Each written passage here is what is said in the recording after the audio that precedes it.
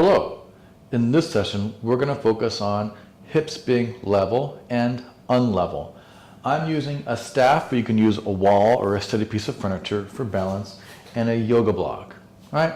My yoga block is foam. That's a little bit harder for balance. Something firmer is more intense, more supportive and less intense in terms of balance.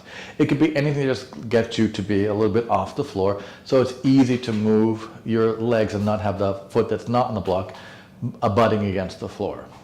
Now, step up on your block, again, with your staff or your hand on a wall or piece of furniture, something solid for you. Keep your knees straight. Bring the foot that's not on the block towards the floor by letting the opposite side hip press out to the side. Then lift it up. So this block side hip goes out to the side, the non-block foot goes towards the floor, and return. This is the block hip lifting and the non-block hip lowering. Return 3. The block hip lifts, goes out to the side, the non-block hip lowers, and return 2. Let your head and ribs move with you, it's okay. And then return. Now reverse that. Lift the non-block hip up and lower down. Push the block down, lift the non-block hip up and return 4. You can always tap the floor if you need to. Lift it up. And then return 3. Again, lift it up. Great. Return 2. One more time. Straight legs, lift it up. Return, bend your block knees, step down, and reorient. Turn around, use the same wall, whatever you got. Make sure you're comfortable. Straight knees. Again, all that you do, your block hip lifts up, non-block hip goes down, non-block foot reaches towards the floor, and then return. The block hip can go out to the side a little bit and up as the non-block hip lowers, and return 4. You notice I'm making like an S shape with my spine. It's curved, it's not staying straight. 3. Hips go one way, ribs go the other. 2. Pay attention to those feelings in your body. Reverse. Now you lift the non-block hip up and the block hip lowers. Again, here the ribs are going away from one side of the hips. Return 4. My hips and ribs are not staying stacked. Easy. And then return 3. With straight knees, lift the outer hip up and lower to level 2. Again, lift it up. Great. Lower to level, bend your block knee, return and switch sides again. Now you do the full range of motion. The block hip goes up, and then the outer block, non-block hip goes up, right? So the outer non-block hip goes all the way down, then all the way up. Full range of motion, passing to the middle to down, come to level, and then lift it up. Again, notice that your ribs are going to go a little bit side to side. Your head's going to go a little bit side to side as well. Easy. Take your time. Breathe deeply. Let's do 5 more here. Easy. Hip up, hip down, and then reverse that 5. Again, legs as straight as possible. If it doesn't feel good with straight knees, have a little bend. 4. That's okay. Just feel those hips rock side to side and feel your ribs move and feel that movement of the ribs and hips in this pattern. 2. One more time. Easy. And up and then bend to return down and switch sides. Again, don't think too hard about it. It's a lot to think about if you look at it, but just lift the block hip up and then lower the block hip way down. The non-block hip goes way down and way up. That's all you're doing. The ribs are going to shift side to side. Easy. 8. Hips swing side to side. 7. Use your staff, use the wall, use your furniture. 6. Just 5 more. Feel that the ribs and hips are moving. 5. They're not moving the same planes. 4, they're doing sort of an oppositional pattern. Easy. 3, the short side shortens, the long sides lengthen. Breathe deeply. 2, that's right. One more time. Yeah, and then step down. So now you know what it feels like to have the hips and ribs not stay in the same length tension relationship between each side. Now, we're going to start with our block knee being bent. You're going to shift over the block knee without the hip going out to the side. You push down on it. Right. Now, legs stay straight. Just reach the non-block leg out to the side without the hip lifting. And then return. Here, your hips and ribs stay very still. 9. Again, use the wall, use furniture. Again, hips and ribs stay very still. 8. Take your time. Again, hip does not get to go out to the side or up. 7, they stay level. Breathe deeply.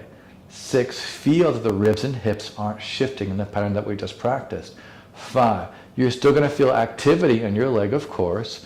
4, but it's not activity in the ribs as well. The ribs stay very still. 3, as much as the hips can allow that. Breathe deeply. 2, stand tall. Push the block down. And again, nice and tall. And then return, bend your block knee to return other side.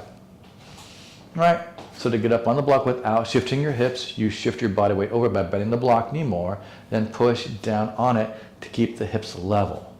And then the non-block knee facing forward, just go out to the side and return. The other block side hip does not press out to the side, it stays over the block directly. Use your wall, whatever you got. 9, nice and tall, so the hips stay really still. So do your ribs and head and neck. 8, take your time, easy. 7, you might feel a global shift of everything out to the side a little bit, that's fine. 6, because everything's staying stacked and level. 5, that's different than one hip lifting, the other hip lowering. 4, control. Again, you're going to feel the hip muscles. 3, but you're not going to also feel those musculature above the hips firing in that pattern that we did earlier, right? It's much different sensation in your deep alignment. Bend your block knee to bring the foot down, and other side. Now, the reason that we're doing it is because when you're stepping down on a block, you're going to try and keep the hips level and not off to one side or the other, and that's challenging. If the block is too high for your knee comfort, get a lower surface to step down from, or don't use a very high surface at all. Just use, a mat to denote which leg you're stepping up on, or nothing at all is fine as well. So we're going to start standing up on that block. Use your support, and that's fine. As you bend your block knee, make sure that hip does not lift. Feel that connection of the ribs staying level. Then push down to return. Again, just bend, body stays perpendicular, return. Again, you're going to feel your leg, and that's okay. You're trying to see, are my ribs and hips changing in their relationship to each other? 7, there's one side lengthening, the other side shortening. 6, that's the focus. You don't want that side-to-side motion. And 5, like you're wearing a hula skirt. You're going to have sensation to your hips, yes. 4, but those sensations aren't mimicked in your ribs. It's different from rib to hip here. Here, you're going to feel the hips a lot more than you do your ribs, and that's okay. 2 more there. Easy, gently. 2, again, the hip does not go out to the side or lift. Yeah, and just bend down and other side. Really good work.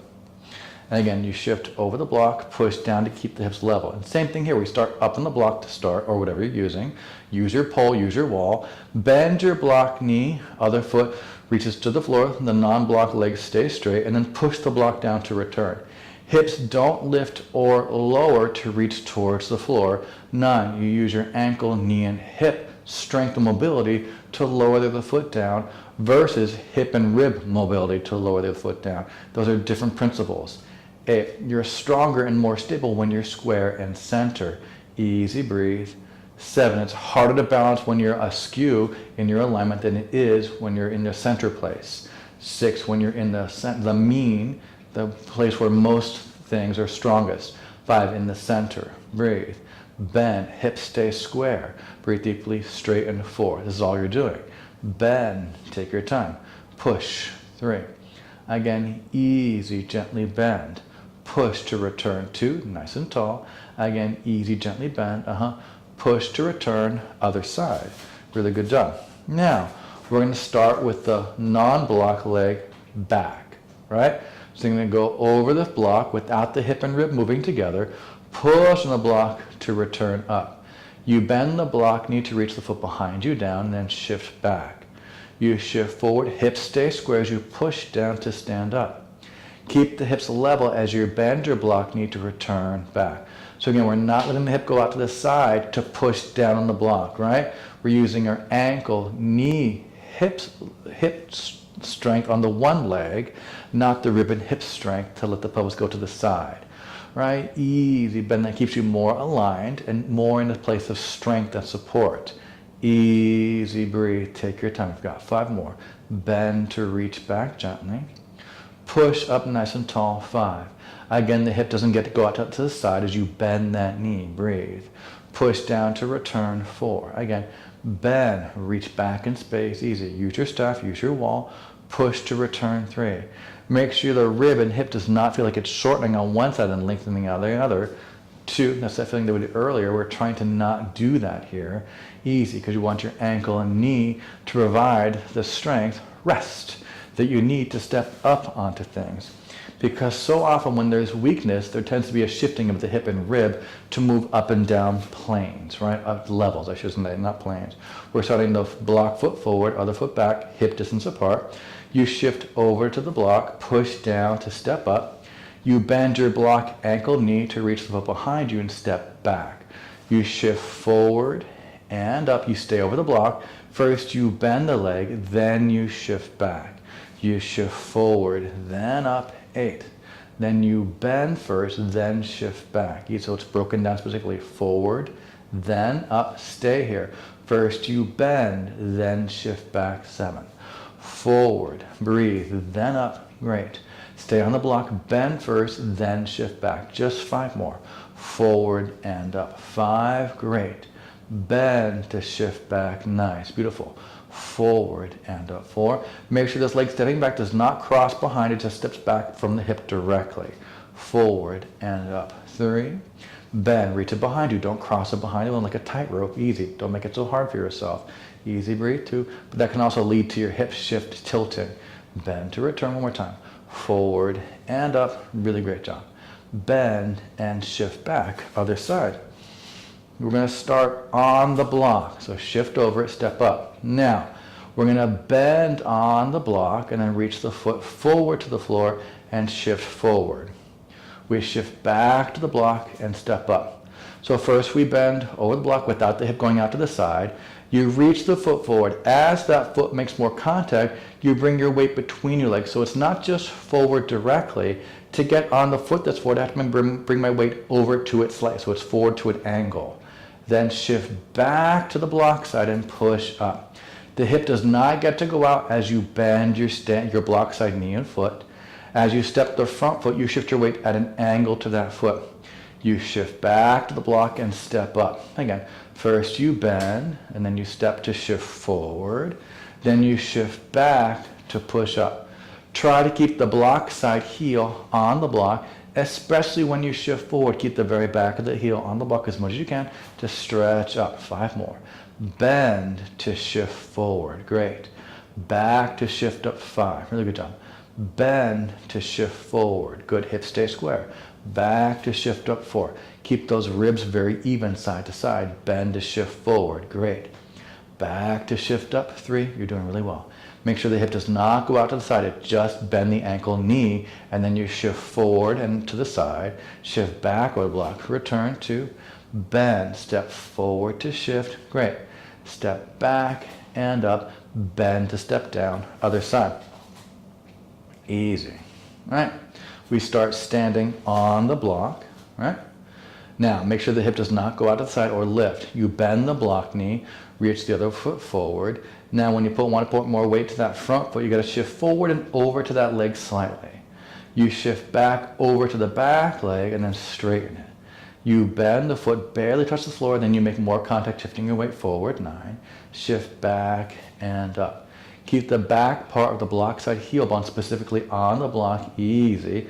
The whole time, shift back and up. 8. First you bend, then you reach and shift. That's right. Then you go back and up. 7. Really good job there. Again, you'll find it's challenging to keep the back of that heel bone connected to the block. It's going to want to lift. Breathe deeply. 6. If it absolutely has to lift up, then maybe the block is just a little higher for you. Make a lower surface step back on. Breathe so you can get that nice connection. 5. That will help you stretch your ankle over time. There's nothing wrong with your heel bone lifting. It just makes it harder to connect globally to your entire leg when the heel doesn't make contact with it. It's easier for your body to work when there's surface contact between whatever you're using and an object that's firm and secure. Easy, that's a that's a stronger place to work from. Easy, you got 3 more here. I hope that was clear. Easy, it's okay if the heel lifts, it's not wrong. You're just making it harder than I think you would want it to be to just practice. Practice keeping the heel bone down on things is really great because your whole leg works differently and from a place of strength more when the whole foot's making contact with the surface versus just part of your foot. I think that was a better way to say that. One more time. Bend forward and step and shift. Then shift back and return. bend to step down. Really great job. Well, let's just remind ourselves of what we don't want to do. Other side in case you forgot. Step up. Lift one hip, lower the other one, and then lift the other one.